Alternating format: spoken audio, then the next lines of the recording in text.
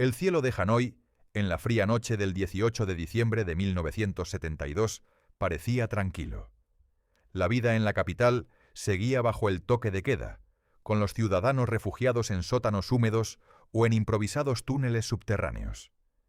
De pronto, el silencio fue desgarrado por un murmullo grave y constante, como el rugido lejano de un trueno que no cesaba. Minutos después, ese rumor se transformó en un estruendo inconfundible. Los motores de los B-52 Stratofortress, los bombarderos más temidos del arsenal estadounidense, habían llegado. No era una incursión aislada, sino una formación gigantesca. Más de un centenar de colosos alados se aproximaban en fila perfecta, con rumbo directo hacia el corazón de Vietnam del Norte. Aquella imagen se grabaría para siempre en la memoria de quienes la presenciaron, pues anunciaba el inicio de la operación más devastadora de toda la guerra aérea moderna. A las 7:43 de la noche, la primera oleada de bombarderos impactó contra el aeródromo de Hoa Lac, a tan solo 24 kilómetros al oeste de la capital. El suelo tembló como si hubiese ocurrido un terremoto, mientras columnas de fuego y polvo se elevaban hacia el cielo. En cuestión de minutos, la oscuridad fue iluminada por explosiones sucesivas, marcando el comienzo de un ataque que no tenía precedentes desde la Segunda Guerra Mundial. La magnitud del asalto superó cualquier expectativa. 129 Stratofortress fueron desplegados en esa primera jornada, apoyados por cazas de escolta y aviones de ataque táctico. El objetivo era claro: paralizar la infraestructura militar y obligar a la dirigencia de Hanoi a regresar a la mesa de negociaciones en París. Las ondas expansivas alcanzaban barrios cercanos, y los habitantes, habituados ya a los bombardeos, comprendieron de inmediato que aquello no era una operación rutinaria. El cielo se convirtió en una bóveda ardiente, donde las luces antiaéreas trataban desesperadamente de alcanzar a los gigantes metálicos que seguían su curso imperturbable. Los B-52, concebidos para operaciones estratégicas de largo alcance, estaban ahora en su prueba más dura. Nunca antes se habían lanzado contra un objetivo tan protegido. Hanoi era el centro neurálgico de las defensas norvietnamitas, con decenas de baterías de misiles soviéticos S-75 y miles de cañones antiaéreos esperando. Aún así, esa noche los Stratofortress demostraron que podían soportar el fuego enemigo y descargar toneladas de bombas sobre puntos seleccionados con precisión calculada. Mientras los tripulantes mantenían la formación a gran altitud, los radares de la defensa norvietnamita apenas podían procesar la magnitud del ataque. Las sirenas aullaban en la capital, y los civiles corrían hacia los refugios sin saber si sobrevivirían al amanecer. La operación, que se había planeado como un golpe inicial de 3 días, arrancaba con una fuerza tan brutal que dejaba claro el mensaje de Washington. La diplomacia había fracasado, y ahora hablarían las bombas. El reloj político de Washington sonaba como un tambor de guerra. En los pasillos alfombrados de la Casa Blanca ya no se discutían matices diplomáticos, sino calendarios de ataque. La sensación era asfixiante. Después de años de sangre y discursos, Hanoi no cedía, y París se había convertido en un escenario de promesas huecas. Si la palabra no doblegaba al enemigo, lo harían los motores. Esa era la convicción que en esos días de diciembre empujó a Estados Unidos hacia un punto de no retorno. A comienzos de ese mes de 1972, los informes de inteligencia coincidían en un diagnóstico sombrío. Mientras Henry Kissinger intentaba rematar un alto el fuego con Leducto, las señales del norte eran inequívocas. El liderazgo creía estar a un paso de la victoria y estiraba las conversaciones con frialdad quirúrgica. La paciencia se agotó el día 14, cuando Kissinger lanzó un ultimátum con plazo de 72 horas para volver a la mesa. El mismo día, Richard Nixon transmitió a sus jefes militares una instrucción tajante. A partir del 18 de diciembre, esfuerzo máximo con B-52 y aviación táctica sobre Hanoi y Haiphong, con la destrucción de objetivos seleccionados como meta inmediata y la posibilidad de prolongar la ofensiva si fuese necesario. El Pentágono se movió con una mezcla de urgencia y cálculo. A diferencia de campañas anteriores, esta vez se eliminaron amarras políticas que habían entorpecido la selección de blancos. Se confeccionó una lista con emisoras, nudos ferroviarios, plantas eléctricas, depósitos de combustible y aeródromos, cuidando de minimizar daños sobre barrios residenciales y campos de prisioneros. La arquitectura del golpe combinaría dos martillos. Por la noche, los B-52 y los F-111 descargarían su peso a gran altitud y en todo tiempo. Por el día, cazabombarderos tácticos rematarían defensas, pistas y rutas de abastecimiento. La planificación impuso disciplina casi ritual. Las formaciones nocturnas entrarían en 3 oleadas por rutas idénticas y a la misma cota, buscando saturar radares y abrumar a las baterías de misiles. La lógica era temeraria pero clara. Si el cielo enemigo se volvía un túnel predecible, la masa de aviones y las contramedidas electrónicas harían el resto. Nadie se engañaba, sin embargo, sobre el precio. La producción del B-52 se había detenido años atrás, y cada pérdida pesaría como plomo en la opinión pública y en la propia capacidad estratégica.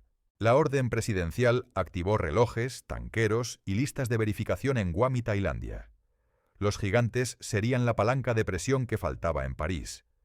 Con el ultimátum vencido y la diplomacia en punto muerto, Washington eligió hablar en el idioma que Hanoi sí entendía, el del estruendo preciso, repetido noche tras noche, hasta quebrar la voluntad de resistencia.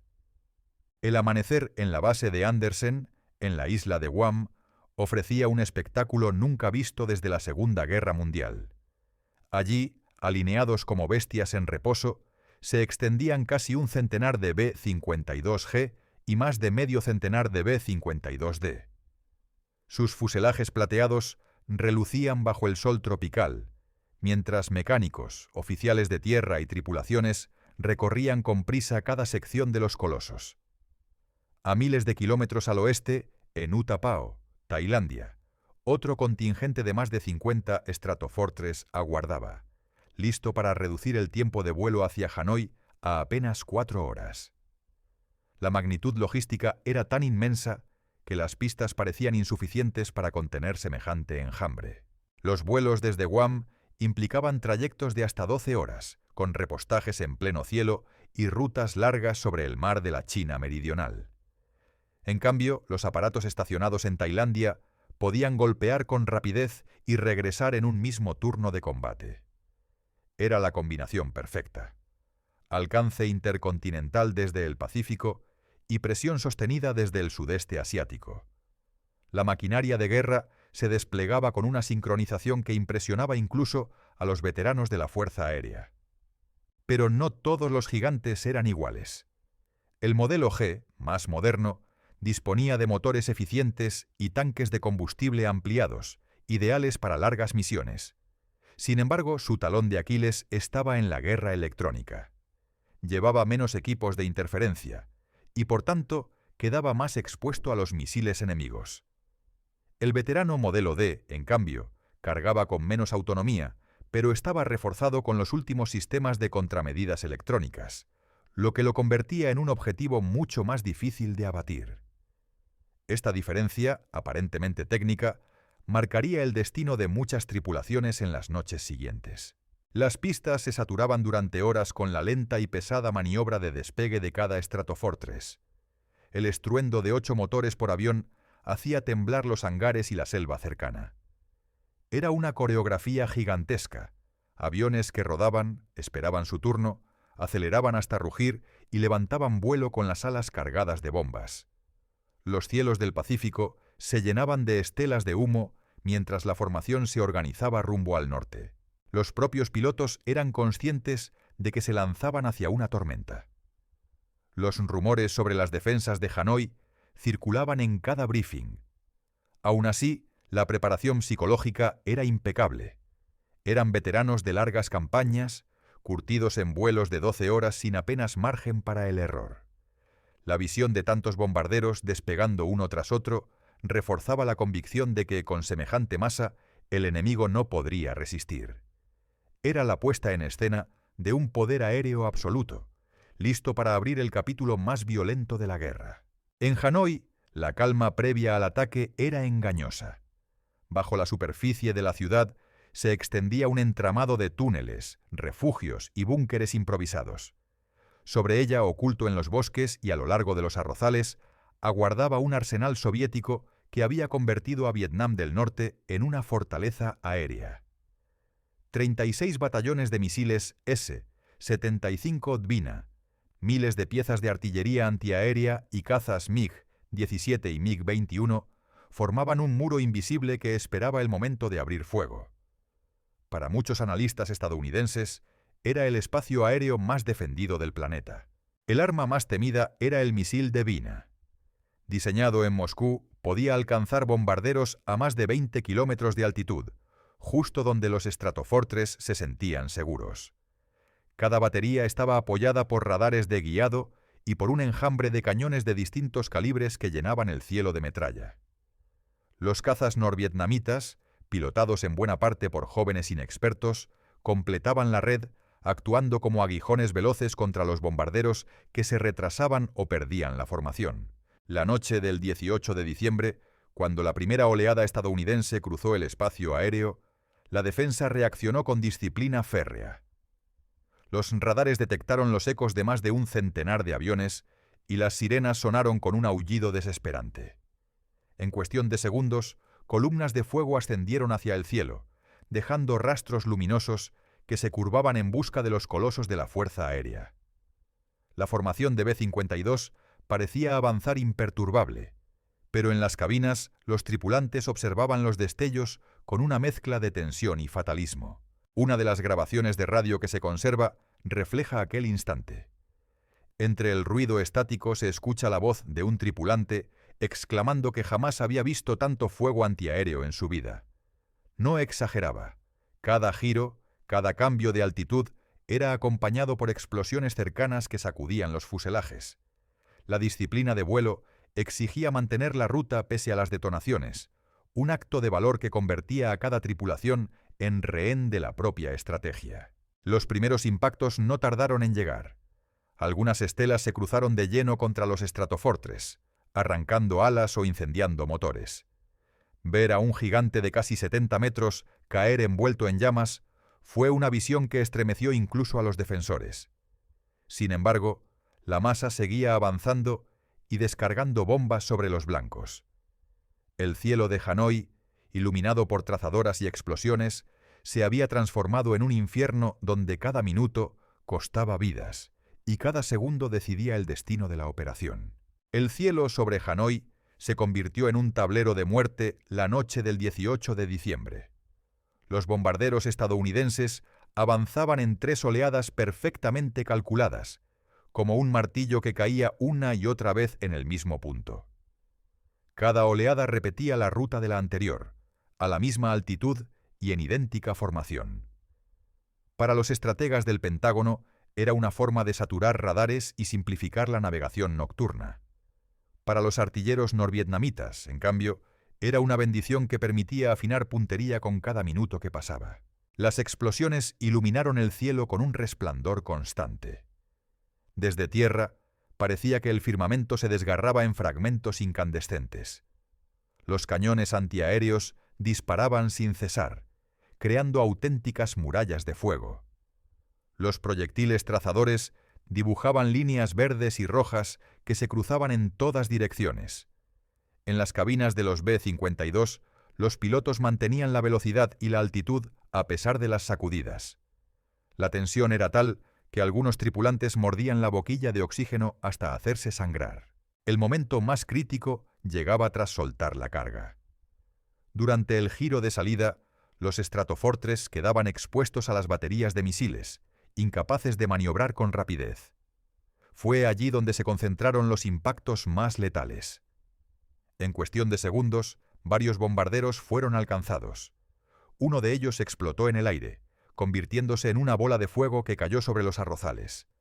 Otro descendió envuelto en humo, mientras sus tripulantes intentaban eyectarse. Las luces de los paracaídas apenas duraban unos segundos antes de perderse en la negrura. Sin embargo, el ataque cumplió su objetivo inicial. Las bombas cayeron con precisión sobre el aeródromo de Ho Alac y otras instalaciones estratégicas.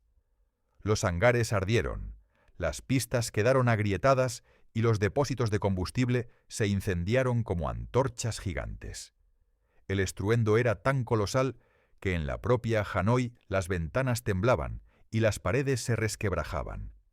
La población civil, oculta bajo tierra, escuchaba el rugido metálico de las bombas caer una tras otra, temiendo que cualquier refugio cediera en cualquier momento. Los oficiales norvietnamitas, sorprendidos por la magnitud de la ofensiva, entendieron que aquello no era una simple demostración de fuerza. Estados Unidos había decidido apostar todo en una sola jugada: desgastar hasta quebrar la resistencia a través de un castigo incesante. La primera noche dejó claro que lo peor estaba aún por venir. Las primeras jornadas de la operación dejaron un rastro de humo y cifras que helaban la sangre. En menos de una semana, la Fuerza Aérea perdió varios Stratofortress, y cada caída significaba no solo toneladas de acero en ruinas, sino tripulaciones enteras condenadas a un destino incierto.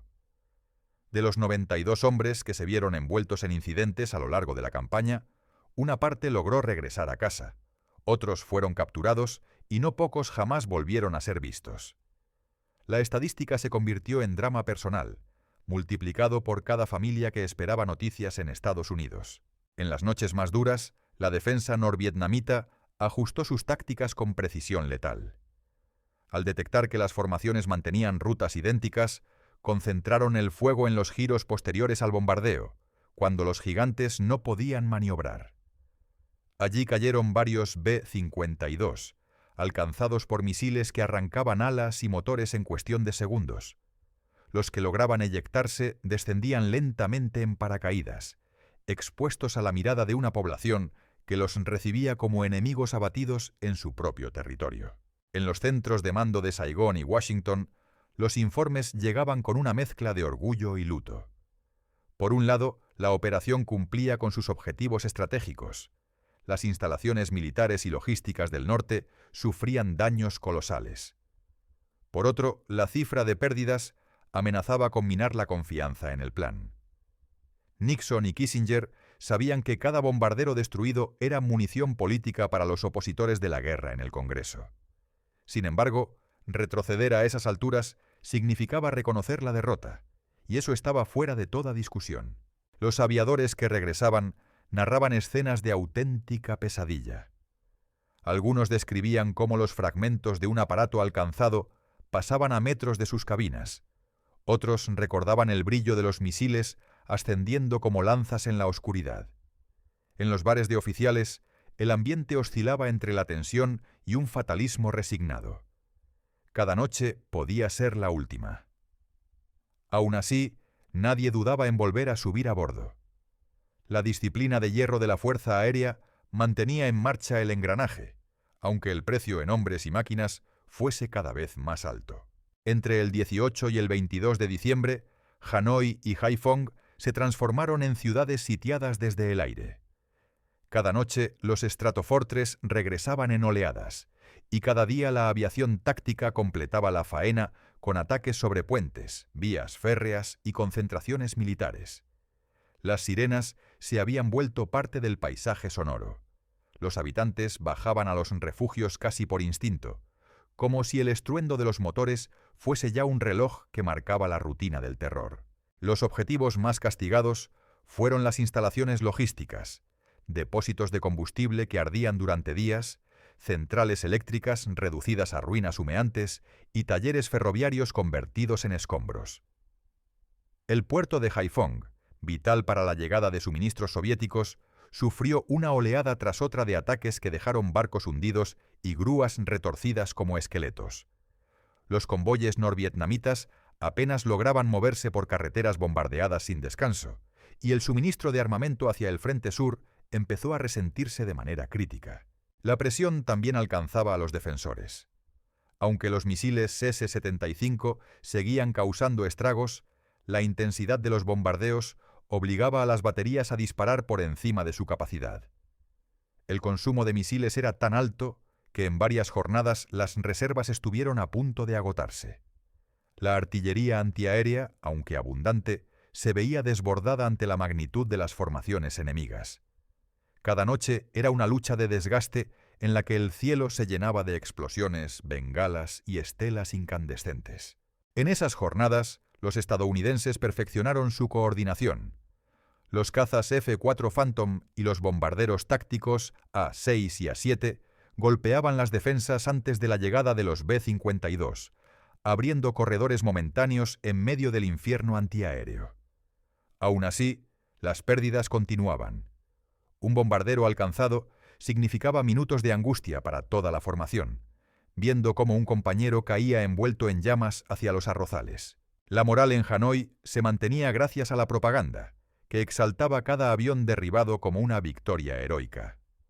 Sin embargo, bajo tierra, la población vivía el horror de noches interminables, con edificios derrumbados y familias enteras atrapadas bajo escombros. El contraste era brutal. Arriba, un duelo tecnológico entre gigantes. Abajo, el sufrimiento silencioso de miles de civiles que solo podían esperar a que el cielo dejara de arder. El 25 de diciembre, cuando la mayoría del mundo celebraba la Navidad, el cielo sobre Vietnam del Norte amaneció en un silencio inquietante. Aquella jornada, tras una semana de golpes devastadores, la aviación estadounidense interrumpió sus misiones. Fue un respiro breve pero significativo. Por primera vez desde el inicio de la ofensiva, los habitantes de Hanoi pudieron salir de los refugios sin escuchar el rugido constante de los Stratofortress. En las calles aún humeaban los restos de edificios destruidos, y el aire olía a queroseno y cemento pulverizado. El paréntesis no fue fruto de la compasión, sino de una pausa táctica que coincidía con la festividad occidental. En Washington, la decisión fue calculada. La pausa servía para enviar un mensaje. Los Estados Unidos podían detenerse y reanudar a voluntad, como quien controla el compás de la guerra. En Hanoi, sin embargo, muchos lo interpretaron como un momento para reorganizar defensas y reparar lo que aún quedaba en pie. Los equipos de emergencia trabajaron sin descanso para despejar carreteras, trasladar suministros y reforzar los túneles donde miles de personas se apiñaban cada noche. El descanso navideño también tuvo un efecto psicológico inesperado. Entre los prisioneros de guerra estadounidenses, recluidos en cárceles infames como la llamada Hanoi Hilton, el silencio de los cielos fue un recordatorio de que afuera sus compatriotas estaban luchando. Algunos recordaron que esa tregua podía significar que los bombardeos habían tenido impacto. Otros temían lo contrario, que el esfuerzo se estuviera agotando. Aún así, la moral se elevó momentáneamente al escuchar que incluso sus captores mostraban signos de preocupación ante la magnitud de los ataques previos. Los oficiales norvietnamitas, conscientes de que el enemigo volvería, aprovecharon cada hora para mover armamento y redistribuir baterías de misiles. El respiro no borró la evidencia. Hanoi estaba herida, con barrios enteros arrasados y servicios básicos colapsados. La población civil, agotada, sabía que aquel silencio era tan solo la calma antes de una nueva tormenta. Al día siguiente, el 26 de diciembre, los motores volvieron a rugir. La pausa había terminado y con ella la ilusión de que el cielo pudiera permanecer en paz. Los bombarderos regresaban, más numerosos y decididos que nunca, anunciando que la fase final del castigo estaba por comenzar. El 26 de diciembre, apenas terminada la breve pausa navideña, el cielo volvió a rugir con una intensidad aún mayor. Esa jornada quedó marcada como la más violenta de toda la operación. La mayor concentración de B-52 desde la Segunda Guerra Mundial se lanzó sobre Hanoi y Haiphong en un ataque sincronizado que buscaba quebrar definitivamente la capacidad de resistencia del norte. Las formaciones llegaron en oleadas compactas, acompañadas por cazas de escolta y aviones de guerra electrónica que saturaban los radares enemigos. Los defensores, agotados tras días de fuego continuo, respondieron con todo lo que tenían. Las baterías de misiles dispararon sin cesar, iluminando la noche con columnas incandescentes que ascendían hacia los gigantes. El cielo se convirtió en un hervidero de explosiones, con bombarderos atravesando nubes de metralla para soltar su carga sobre centrales eléctricas, depósitos de combustible y estaciones ferroviarias. El estruendo fue tan colosal que la onda expansiva se sintió a kilómetros de distancia, haciendo temblar incluso los refugios más profundos. Las pérdidas fueron inevitables. Varios stratofortres cayeron envueltos en llamas, y las tripulaciones que lograban eyectarse descendían en paracaídas hacia un destino incierto. Aún así, el peso del ataque resultó demoledor. Los objetivos principales quedaron reducidos a escombros, y gran parte de la red de suministros que alimentaba al frente sur se colapsó en cuestión de horas. El transporte por ferrocarril quedó paralizado, y los convoyes por carretera se vieron obligados a moverse de noche por rutas improvisadas, siempre bajo amenaza de nuevos bombardeos. En las cárceles de Hanoi, los prisioneros de guerra estadounidenses escuchaban el estruendo y comprendían que algo estaba cambiando. Sus guardianes, antes arrogantes, mostraban nerviosismo y una cortesía repentina. Para quienes llevaban años encerrados, aquel cambio de actitud era la primera señal tangible de que la ofensiva estaba haciendo mella en el enemigo. Los dirigentes norvietnamitas, enfrentados a la devastación de su infraestructura y al agotamiento de sus defensas, empezaron a dar señales de apertura. El golpe final de diciembre no solo había destruido fábricas, puentes y arsenales, había quebrado la confianza de que podían resistir indefinidamente. Aún así, el precio había sido altísimo, tanto en hombres como en máquinas, y el final de la tormenta aún estaba por definirse. El 29 de diciembre de 1972, tras 11 noches de bombardeos incesantes, el rugido de los stratofortres se apagó. No fue por compasión ni por falta de munición. El objetivo se había cumplido. Las defensas de Hanoi estaban exhaustas, los depósitos arrasados, las centrales eléctricas reducidas a ruinas y las rutas de abastecimiento paralizadas.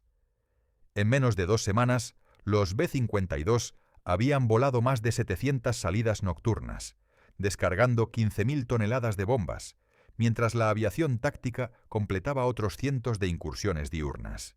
El balance fue brutal. Estados Unidos perdió 15 stratofortres y decenas de tripulantes quedaron muertos, prisioneros o desaparecidos. A estas cifras se sumaban cazas F-4, bombarderos tácticos y aviones de apoyo abatidos por el fuego enemigo. Aún así, en términos estratégicos, la ofensiva había demostrado que incluso la defensa aérea más densa del planeta podía ser doblegada a base de masa y persistencia.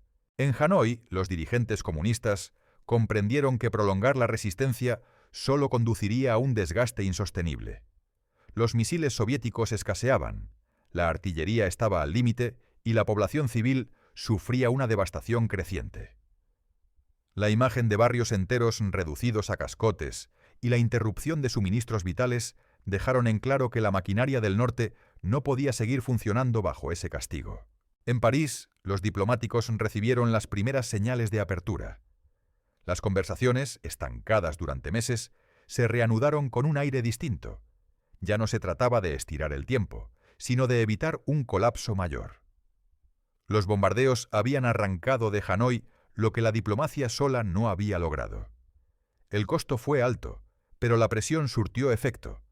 La dirigencia norvietnamita aceptó volver a la mesa, dispuesta a cerrar un acuerdo que pocos días antes parecía imposible. Mientras tanto, en los refugios y cárceles de Hanoi, los ecos de la última oleada aún retumbaban. Para los civiles fue el final de una pesadilla de 12 días que había convertido las noches en un infierno de fuego y acero. Para los prisioneros de guerra fue el amanecer de una esperanza real. El fin de su cautiverio estaba cada vez más cerca. La operación Linebacker II, la llamada Guerra de 12 días, había concluido, dejando a ambos bandos frente a la mesa de negociación, con el futuro inmediato en suspenso.